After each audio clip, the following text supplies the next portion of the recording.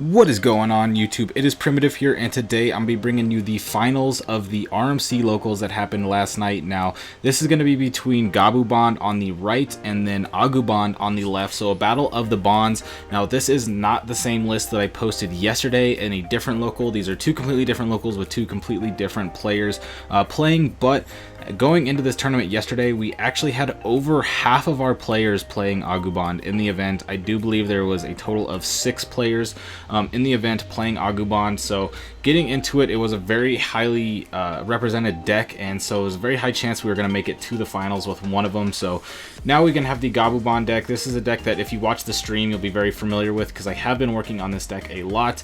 And then we do have Jessie just go ahead and piloting it as she's switching away from security control a bit, but both players do have their tamers out. We just hit the mat and now it's in hand, so that mat will be likely coming out next turn. But now we're going to go ahead and Lightning Joust on the Greymon to be able to swing 3 checks at, I believe that is only 7k, so a relatively weaker Greymon because we don't have the boosts from the inheritables, but still good enough to get the 3 checks versus Gabumon. The Digimon are usually such low DP that being able to swing in for 7k does give you a pretty high chance of going through. You'll only really be able to hit the Octomon and hit the Bond of Friendship, and so if you don't hit those, you'll be okay. So now we're going to go into the very powerful turn that Gabumon can have, which is going into Kendo to swing over the Greymon and then pop back the Agumon to clear the board while also having a Kendo stay on the board. So if any more rookies come out on hard play, they can just get bounced back unless this Kendo does get hit with something like an Atomic Blaster or maybe a Gaia Force. But either way, hatching now, I'm gonna go into an Agumon. Having the Matt and the Ty and the Marcus is gonna be good. On the other end, we have the Matt and the Davis, so equally matched here on Tamers. But who's gonna be able to come out on the aggression with another promo Greymon coming out? We're gonna be able to represent 2 more swings, and the Atomic Blaster is gonna come out to be able to pop the Kendo. Now with the Kendo gone and Digivolving a Madoki and raising, you're looking a little bit behind now. Not going to be able to get the Mat memory going into next turn when you promote, and also not going to be able to represent going into Bond. It's just going to go with a Howling and a pass. That was a very, very rough turn for the Gabumon player. Now going to be able to promote, be able to swing 2 checks at 7k. Gonna collide on the last one, but we're just going to see Agumon come out immediately and be able to take that game. So that was really rough from the Gabumon player. Not only were they not even going to be able to really have a chance if it went back into their turn, but passing on that last turn was really rough because you weren't able to develop anything to really even try and stop this Greymon from coming out. And then the Agumon came in.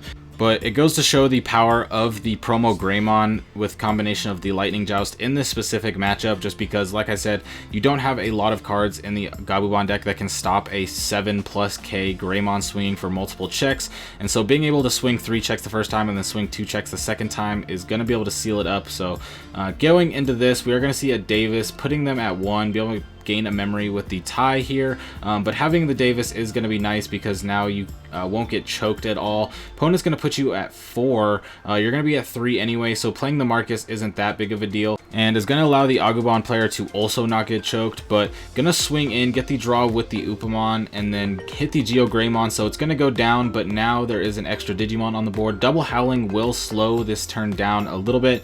Not going to be able to go for any crazy checks, but going to be able to hit an Agumon, but having to pay 1 memory to Digivolve there, not having one of the other Agumons, going into another promo Greymon, so being very good at hitting these promo Greymons in raising and being able to promote them. Now with the Marcus and the Ty, no matter what, you're going to be able to go to 4, and then when you attack, you could tap the Marcus to gain a memory here. So gonna have to try and get a Mat out here as soon as possible for the Gabumon player if possible, just because you're going to need to be able to go for a Bond turn here soon. Going into the next turn, your opponent could potentially just go in for game. Going to pop both the memory boost to go up to 4, go into Kendo and be able to swing. This will return one of the Agumons back, which is nice because that does slow down some of the aggression, but considering that the Greymon's going to be swinging for 2 checks, might not be enough, and we're going to see a full Cocytus commitment to pop back the Geogray, so that way they only have the 3 checks on board to the 3 security, and just hoping that there's not an Agumon or something like a Lightning Joust coming out to be able to get extra checks, but going to swing 2 checks at 7. Going to hit the Davis, which is nice because you did get rid of your Davis to go on top of the Kendo, and so you're going to have that memory back and another Tamer. Only sitting at 6k thanks to the Demi-Mera, so it's going to go down to the Kendo. Doesn't have the inheritable from an Agumon to buff up, but we're going to be able to swing here. Going to swing in, still one check left, which is nice, but if you have double Goonie, you could go for game, but I don't think they have that in hand, so going to play the Atomic Blaster. Going to pop both because it's only a combined 7k, so if you have that on there, you're going to be able to pop pretty much any Gabumon next to the Kendo because all the Gabumons are 2k or less. But now we're going to be able to play a 2-drop Agumon and then a 3-drop Agumon.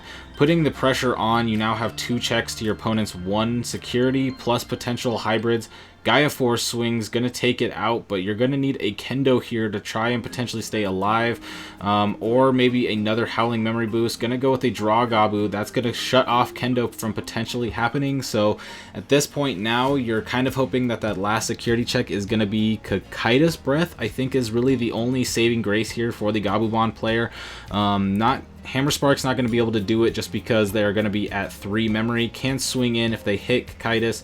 They'll just go down to 1 memory, but going to go in with the Bond, so it doesn't matter. Going to swing, trash the top security of the Bond player, and then go in for the check. So the security check didn't matter. It was going to get trashed. Going to search to see how far deep a mat was. There's the mat, so they were a little too deep. Not going to be able to hit it there, and that is unfortunate from the Gabumon player. They just got outpaced and out-aggressed that last game, and the first game as well. It was just those promo Greymons are super powerful. Didn't even have to see the Lightning Joust the second game for it to really matter. That first game, the 3 checks to 2 checks was just a bit too much, and this kind of shows how this matchup goes pre-Ice Wall. Without that Ice Wall, you don't have a lot of defense to really stop these Greymons unless you're playing something like Grizzlymon. But that is today's match. A little bit shorter because we do have 2 very high-paced decks coming at each other, so these matches are going to be pretty quick. But if you enjoyed, be sure to like and subscribe because I'm going to be bringing you a bunch of more BT6 content and soon EX1 content. And I've also been live streaming every day, so if you are interested in getting some Digimon live streams to catch up with the meta practice while I practice for Nationals, or maybe deck list updates and all that, be sure to follow me on Twitch. The link will be in the description. But I hope you all have a fantastic rest of your day. Peace out.